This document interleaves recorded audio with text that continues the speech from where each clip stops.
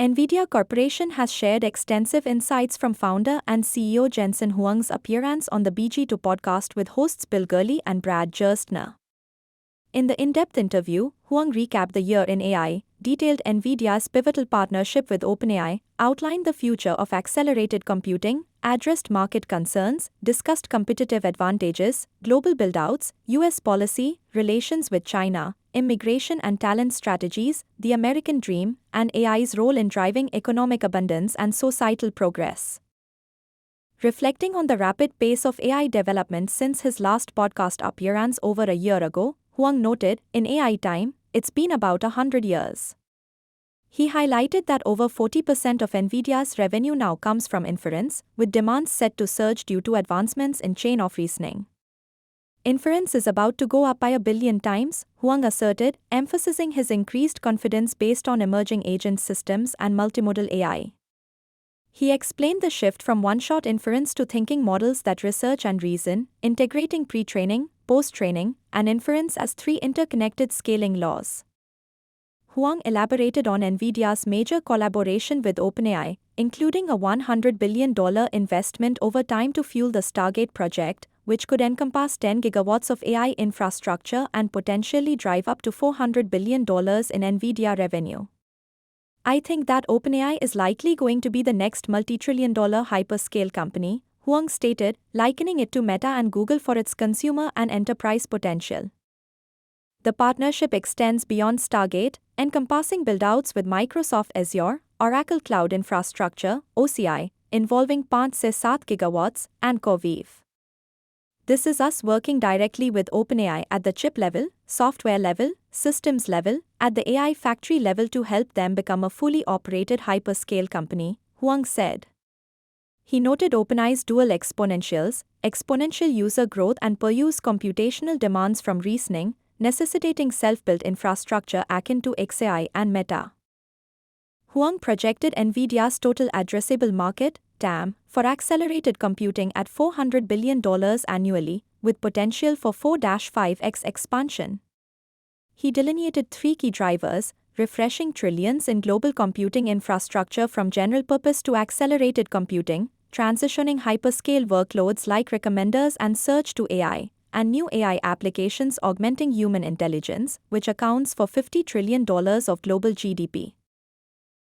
Suppose I augmented a $100,000 employee with a $10,000 AI, making them twice as productive, would I do it?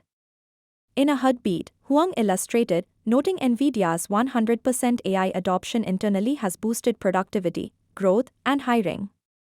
Scaling this globally could yield $10 trillion in augmented value, requiring $5 trillion in annual AI capex. He aligned this with Alibaba's EDW's plan for 10x data center power growth by decade's end, correlating to NVIDIA's revenue per watt trajectory. Huang tied AI to GDP acceleration, akin to the industrial and digital revolutions.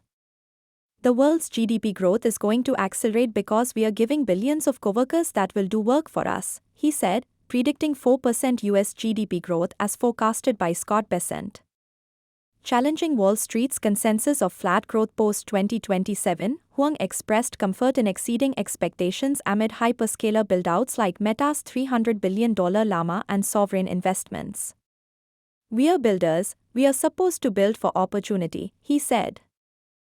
He dismissed glut or bubble risks, stating, until we fully convert all general-purpose computing to accelerated computing and AI, the chances are extremely low. On round-tripping allegations, investments in customers like OpenAI inflating revenues, Huang clarified, the investment is opportunistic, it's not tied to anything. OpenAI's $400 billion build-out will be funded by their exponential revenues, equity, and debt. He emphasized genuine demand. Every enterprise in the world is either going to do this or they will die. Every sovereign views this as existential to their national security and economic security. Huang argued hyperscalers' revenues are already AI-driven, projecting a path to $1 trillion in AI revenues by 2030. We are already there, the transition from CPUs to GPUs for recommenders and content generation is underway.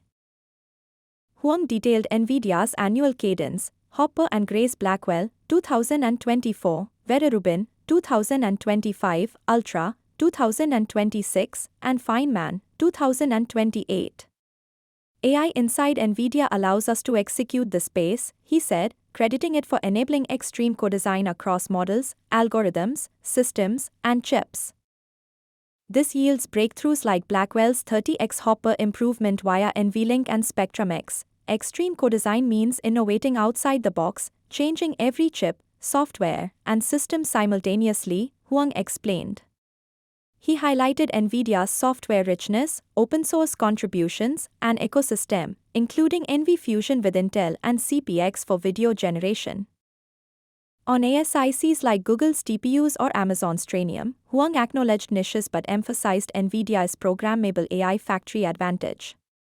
Even if priced at zero, customers choose us for perf per watt in power-limited environments, he said, noting opportunity costs in revenue generation. Huang affirmed a widening moat, more competition than ever, but harder than ever due to scale and proven architecture. Our opportunity is much larger than consensus. NVIDIA will likely be the first $10 trillion company as an AI infrastructure partner. Praising Elon Musk as the ultimate GPU, Huang discussed xAI's colossus though, potentially reaching gigawatt scale. When will comes together with skill, unbelievable things can happen, he said.